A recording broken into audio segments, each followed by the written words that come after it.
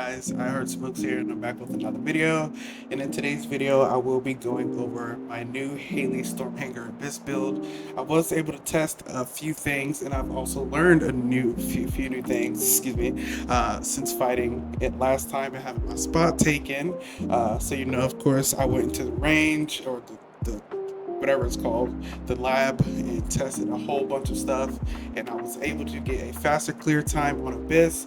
I will be trying this on challenge soon, probably later tonight, and then I will be recording a video for that as well if there are any various changes from this build to that build. Starting out with the reactor, we are using a chill and dimension reactor, the same one we always use. I know in the past I said there were other options that you could use, but now I'm kind of thinking this is the one that you should use if you do want to attempt this fight for leaderboard or whatever. So chill and dimension and the chill and crit damage substats on your reactor. Now, moving on to the external components, we are not using any gold components here, so no component cores included. But for the component set, we are using the Acrobat auxiliary set. This will give us fire and critical hit rate, which will allow us to remove a lot of that RNG in this fight and get our ATEMs to 100% crit rate. Now, with that being said, even though our firearm has 100% crit rate, the boss still has critical hit resistance.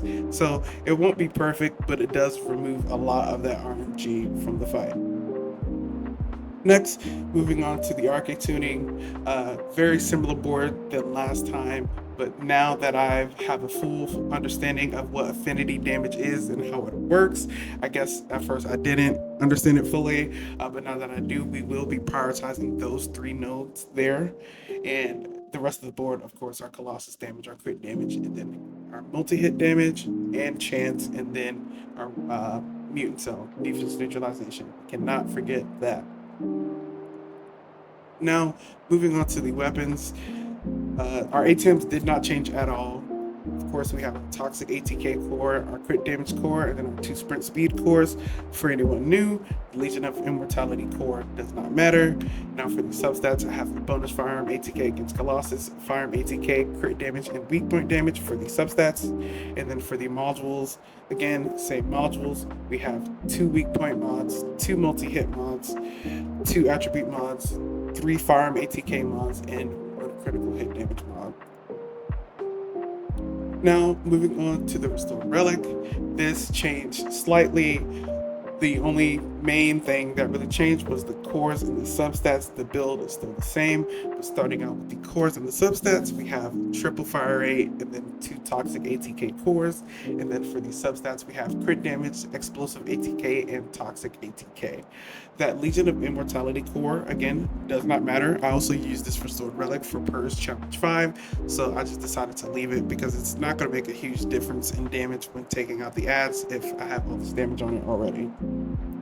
Now for the modules, again, this is just our ad clearer, so we are focusing on rounds per mag, fire rate, reload speed, and weapon change speed on top of our damage.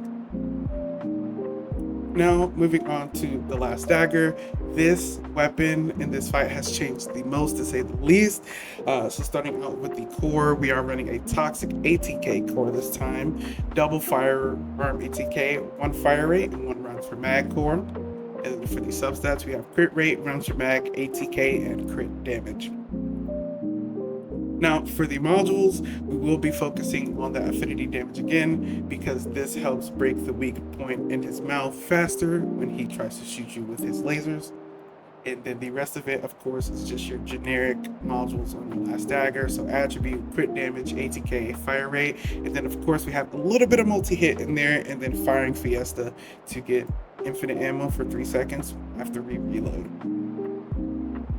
Now, moving on to the Hailey build, starting out with the trigger module, we are running Power Beyond to give us that extra skill power increase.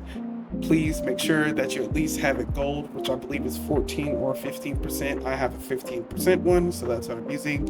And everything on this build is the same, except I did remove a module. I forgot what module it is, but I did remove that. Oh, I removed the attribute defense module. not the attribute defense, but the immunity module, excuse me, and replace that with weighing the scales to give us more skill costs. Since we are no longer using the ascending set, our MP was draining too fast without this mod. So I went ahead and put this mod on, and that gave us a little bit of skill costs.